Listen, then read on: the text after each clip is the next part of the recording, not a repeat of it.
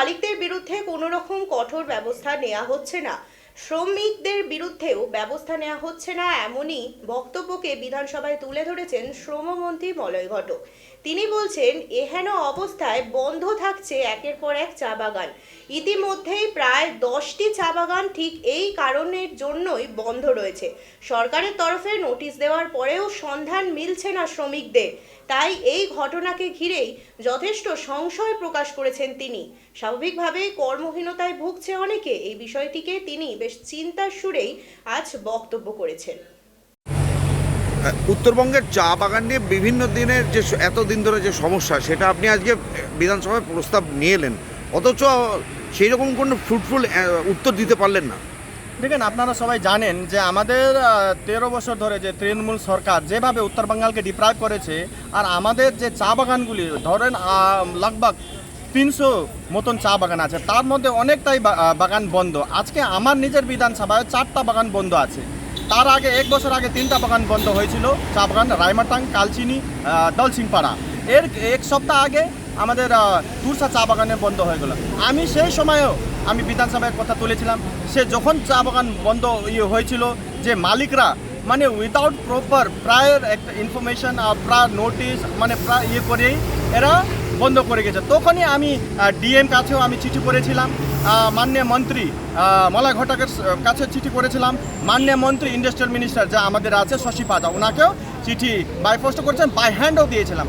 তারপরও কোনো যে যা ইয়েরা আছে, মালিকরা আছে যে চা বাগান মানে, তাদের বিরুদ্ধে কোনো এরা অ্যাকশন নিতেছে না। তাই আজকে আবার এই যে তুষা চা বাগান বন্ধ হয়ে গেল। আজকে চা বাগান শ্রমিকরা বদ্ধ হচ্ছে নিজের এলাকা ছাড়িয়ে অন্য এলাকায়, অন্য স্টেটে গিয়ে চাকরি করার জন্য। এই সরকার জানে না। আজকে যেভাবে যে মলয় ঘটক সাহেবের যেভাবে উত্তর ছিল, সেটা কিন্তু স্যাটিসফ্যাক্টরি ছিল না। ইন্ডাস্ট্রিয়াল যে ডিসপিউট অ্যাক্ট 1947 এটা বলে যে যে চা বাগান আছে সেটা বন্ধ করার আগে একটা 90 ডেজের আগে কনসার্ন যে বিভাগকে এটা বলতে হবে, লেবার ডিপার্টমেন্ট ইয়া ইন্ডাস্ট্রি ডিপার্টমেন্টকে বলতে হবে, ইয়া ডিএমকে বলতে হবে, কিন্তু সেটা কিছু করে নেই। তারপরও এত দুঃখর কথা, ওরা জানে না অনেক কিছু বলে করতেছে। হ্যাঁ, ইন্ডাস্ট্রিয়াল ডিসপিউট অ্যাক্ট আছে, এটা জানি, কিন্তু এটা ওরা কোনো পারমিশন নিয়ে নেয়। তাহলে পারমিশন নিয়ে নেয়, ল অ্যান্ড অর্ডার মেনটেন করার কার দায়িত্ব? আইন মানানোর কার দায়িত্ব? সেই দায়িত্ব তো হলো সরকারের। সরকারও কেন সে মালিকদেরকে মানে শাস্তি দিচ্ছেন না? একটা মালিককে ধরে শাস্তি দিলে অন্যটা করবে, নাহলে একটা মালিক আজকে হাজার হাজার শ্রমিকদেরকে, লেবারদেরকে আজকে সাফার করতে হচ্ছে একটা মালিকের কারণে। এরকম অবস্থায় আছে। কিন্তু আজকে আপনারা তো দেখেছেন, এর আগে আপনারা দেখেছেন, আপনারা জানেন অনেক চা বাগানের যে মালিকরা গ্র্যাচুইটি দিচ্ছেন না, অনেক চা বাগানের মালিকরা পিএফ জমা না করে পালিয়ে যাচ্ছে। সেটা নিয়ে এফআইআর হয়ে গেছে। সেই এফআইআর কপিটাও আমি লাস্ট সেশনে আমি এখানে মাননীয় স্পিকারের কাছে মানে করেছিলাম, ওখানে জমা সাবমিট করিয়েছিলাম। তারপর কনসার্ন বিভাগে উনি জমা করে দিয়েছে বলে আমাকে সেক্রেটারির কাছে থেকে আসছে, ফোন আসছে।